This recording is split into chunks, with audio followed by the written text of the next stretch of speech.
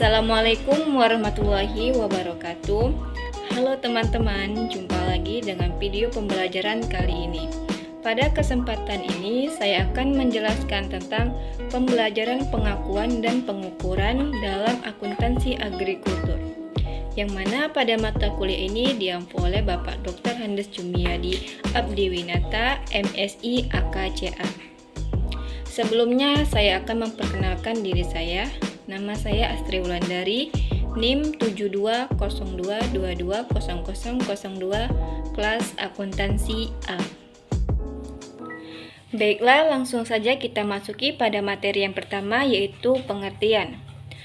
Agrikultur secara esensi didefinisikan sebagai pengolahan yang dilakukan oleh suatu entitas terhadap proses transformasi biologis yang terjadi pada tanaman atau hewan untuk menghasilkan suatu produk agrikultur yang akan dikonsumsi atau untuk digunakan pada proses selanjutnya. Terminologi agrikultur ini meliputi peternakan, kehutanan, tanaman tahunan, tanaman jangka panjang, perkebunan, dan pertanian. Nah, aset biologis merupakan aset yang dimiliki oleh perusahaan yang bergerak dalam bidang perkebunan dan peternakan berupa hewan ataupun tumbuhan hidup. Menurut Syafitri 2013, karakteristik khusus yang melekat pada aset biologis terletak pada adanya transformasi atau perubahan biologis atas aset ini sampai pada aset dikonsumsi lebih lanjut. Selanjutnya yaitu tujuan akuntansi agrikultur dan jenis-jenis aset biologis. Tujuan akuntansi agrikultur yaitu untuk mengatur pelakuan akuntansi dan pengungkapan yang terkait dengan aktivitas agrikultur. Jenis-jenis aset biologis terbagi menjadi dua. Yang pertama berdasarkan ciri-cirinya dan yang kedua berdasarkan masa manfaat atau jangka waktu. Baiklah, yang pertama kita akan membahas tentang jenis-jenis aset biologis berdasarkan ciri-cirinya. Yang pertama, aset biologis yang dapat dikonsumsi adalah aset biologis yang akan dipanen sebagai produksi agrikultur atau untuk tujuan dijual. Misalnya, produk daging, ternak yang dimiliki untuk dijual, jagung dan gandum, serta pohon-pohon yang ditanam untuk dijadikan kayu. Yang kedua ada aset biologis pembawa. Maksudnya, aset biologis selain yang tergolong pada aset biologis habis, seperti ternak untuk memproduksi susu, tanaman, dan pohon-pohon yang menghasilkan kayu. Selanjutnya, berdasarkan masa manfaat atau jangka waktu. Yang pertama, aset biologis jangka pendek. Aset biologis jangka pendek adalah aset biologis yang memiliki masa manfaat atau masa transformasi biologis kurang dari 1 tahun. Contoh aset biologis jangka pendek yaitu tanaman atau hewan yang dapat dipanen atau dijual pada tahun pertama setelah pembibitan seperti ikan, ayam, padi, jagung, dan lain sebagainya.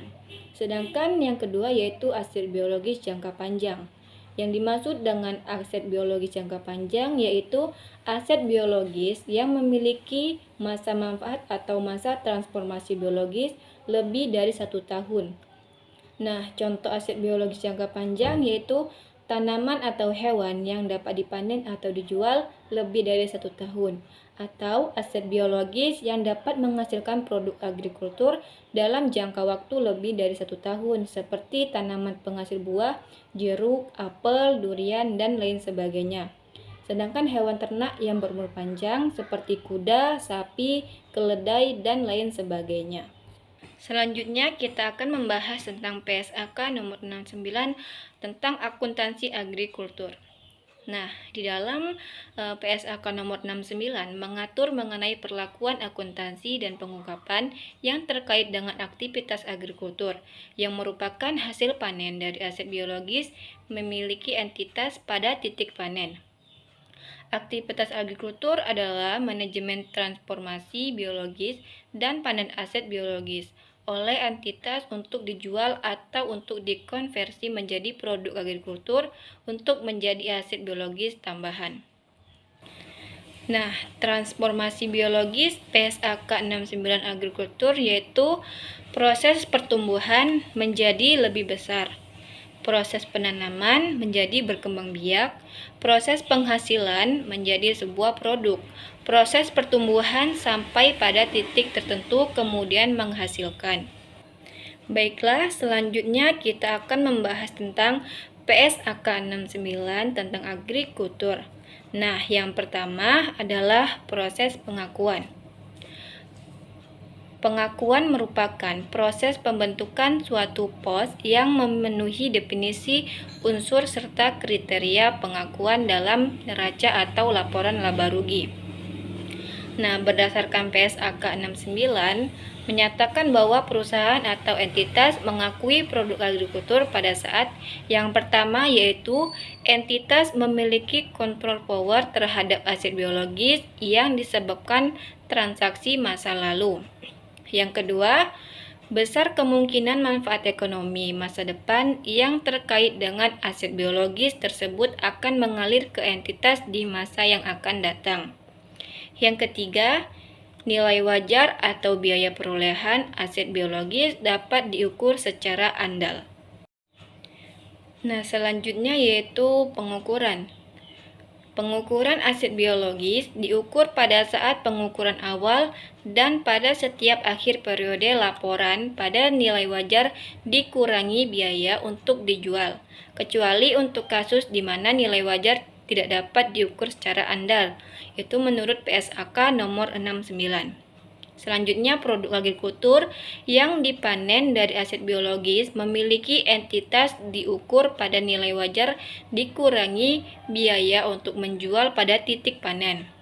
Pengukuran seperti ini merupakan biaya pada tanggal tersebut ketika menerapkan PSAK 14 persediaan atau penyataan lain yang berlaku pada PSAK nomor 69. Baiklah, selanjutnya kita akan membahas keuntungan dan kerugian. Keuntungan atau kerugian yang timbul pada saat pengakuan awal aset biologis pada nilai wajar dikurangi biaya untuk menjual dimasukkan dalam laba rugi pada periode yang terjadi. Lalu keuntungan atau kerugian yang timbul selama periode adalah pengakuan awal aset biologis dan produk agrikultur serta dari perubahan nilai wajar dikurangi biaya untuk menjual aset biologis. Maka laba rugi pada periode di mana keuntungan atau kerugian tersebut terjadi. Selanjutnya yaitu ada hibah pemerintah. Hibah pemerintah tanpa syarat yang terkait dengan aset biologis yang diukur pada nilai wajar dikurangi biaya untuk menjual diakui dalam laba rugi ketika dan hanya ketika hibah pemerintah tersebut terjadi piutang. Jika hibah pemerintah yang terkait dengan aset biologis yang diukur pada nilai wajar dikurangi biaya untuk menjual adalah bersyarat, termaksud ketika hibah pemerintah mensyaratkan entitas untuk tidak terlihat dalam aktivitas agrikultur tertentu, maka entitas mengakui hibah pemerintah dalam laba rugi ketika dan hanya ketika kondisi yang melekat pada hibah pemerintah tersebut telah terpenuhi. Nah, yang terakhir yaitu kesimpulan. Kesimpulan yang dapat kita ambil dari materi ini yaitu akuntansi agrikultur secara esensi didefinisikan sebagai pengolahan yang dilakukan oleh suatu entitas terhadap proses transformasi biologis yang terjadi. Nah, aset biologis adalah aset yang dimiliki oleh perusahaan yang bergerak dalam bidang peternakan dan perkebunan. Pengakuan merupakan proses pembentukan suatu pos yang memenuhi definisi unsur serta kriteria pengakuan dalam neraca atau laporan laba rugi. Sedangkan pengukuran merupakan nilai wajar aset biologis atau produk agrikultur dapat didukung dengan mengelompokkan aset biologis atau produk agrikultur sesuai dengan atribut yang signifikan.